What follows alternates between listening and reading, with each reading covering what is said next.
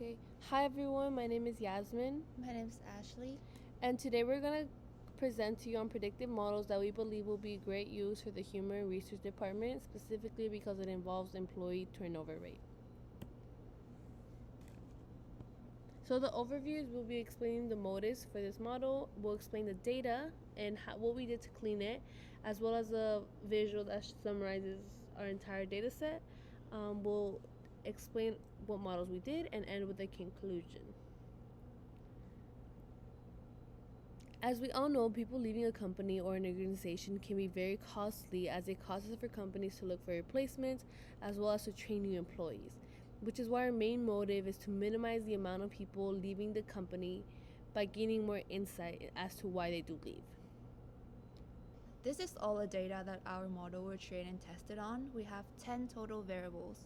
The first 5 are continuous variable, so the employee satisfaction level on the scale of 10, the most recent evaluation score, also out of 10, the number of projects assigned, the average monthly hour worked, the number of years they have spent at the company, and for the categorical variables, whether an employee experienced work accident, yes or no, whether if the employee have left the company, whether the employee was promoted in the last 5 years, and their departments such as IT, HR, marketing, and their salary level, low, medium, or high. So what we did in order to clean our data is we checked for missing values and removed any rows in order to preserve data integrity and ensure we maintain model performance. We standardized numerical features in order to ensure all variables are on the same scale, which is very important since we did run clustering models. This helps assure we have the best models.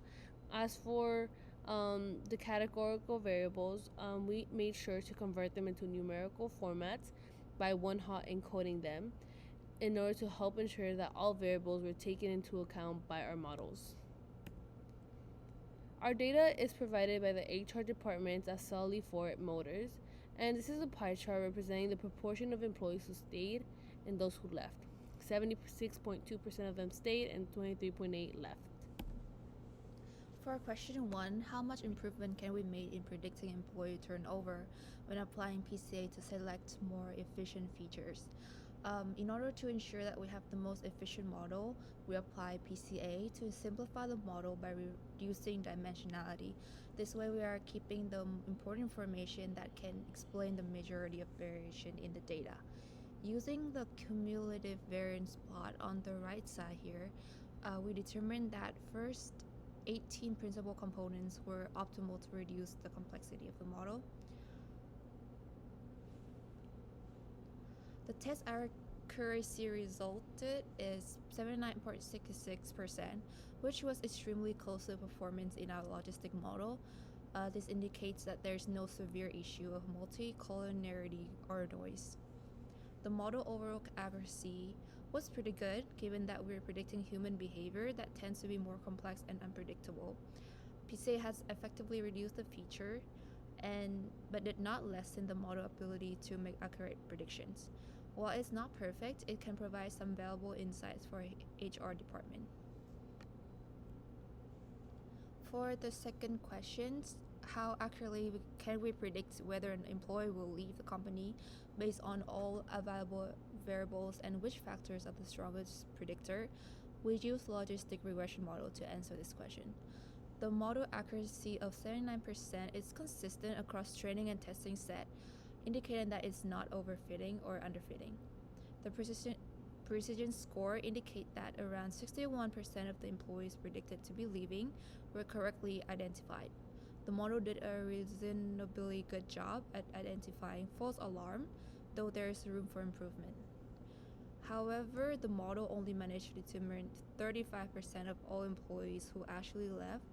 This can be quite an issue since knowing how many employees are likely to leave is important to take action to retain them. Again, predicting human behavior can face challenges since it can be influenced by some other random factors.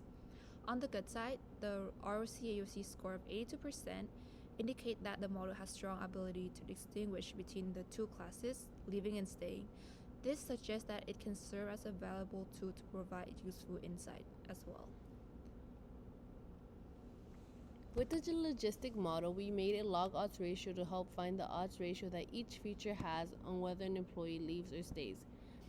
So the question is, which factors are the strongest predictors? Time spent at the company has the highest odds ratio, in which indicates that employees with more time spent at the company are more likely to leave. As for satisfaction level, as satisfaction level decreases, the odds of an employee leaving the company increases significantly. And salary low. Employees with lower salaries are more likely to leave, based on this odds ratio as well. Based on the log odds ratio, we did note that satisfaction level and monthly hours have high impact in whether employees leave, which is why we decided to make a cluster to cluster employees based on satisfaction level and monthly hours. By doing so, we were able to note that cluster 2, the blue one, consists of employees working very high monthly hours and having very low satisfaction. This group may be at risk of burnout, which is why the company should also be looking into addressing the workload level across departments. The green cluster shows employees with high satisfaction and moderately high monthly hours. This group as a whole appears to present employees that have a work-life balance and are highly engaged. The purple cluster demonstrates low monthly hours and low satisfaction. Employees in this cluster work fewer hours but still have low satisfaction, suggesting that other factors like job content or pay might influence their dissatisfaction. However, this really isn't known just on this visual. The red cluster shows employees in this group have moderate to excellent satisfaction levels. Overall, the silhouette score for this K-means model is 0.6331. This actually indicates that the cluster has a good structure with relatively well-separated clusters. Similar to how this model helped us understand the group of employees in the company, we wanted to investigate further the departments. To do so, we decided to understand each department more by finding the odds ratio in the top 3 departments that struggle the most with employee turnover. Those were HR, accounting, and technical department. For the HR department, the time spent in the company is the highest odds ratio, with satisfaction being the lowest, which is very similar to the overall data set as shown in this. As for the technical department, it is distinct to the HR department because this department, the average monthly hours worked highly influence an employee decision of leaving. The more hours they work, the more likelihood they are to leave. For the accounting department, the main difference in odds ratio is medium salary, which actually increases the odds of an employee leaving. This odds ratio can be due to various reasons. Certain employees with certain positions have different levels of salary, and the likelihood of medium salary employees may indicate that the employees in this group are more likely to leave if their pay isn't even higher, given that high amount of hours they also work. So we came to the conclusion that the most influential predictor of employees leaving are the satisfaction level. The higher satisfaction level can significantly reduce the number of employees leaving. We recommend the company to implement regular employee checkup to see what they are experiencing. The second highest influential predictor is the number of years the employees spend at the company. So the longer they work at the company, the more likely they are to leave. This suggests that there may be lack of career growth in the company. Therefore, they should implement appropriate promotion opportunities. The third influential predictors is the salary level.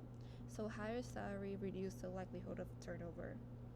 By putting similar employees in cluster and understanding the main characteristic of each segment, the company can find the reason behind their discontentment, and based on what they are experiencing, we can adjust the workload level, the working hours, and maybe increase the salary level based on the employee's performance.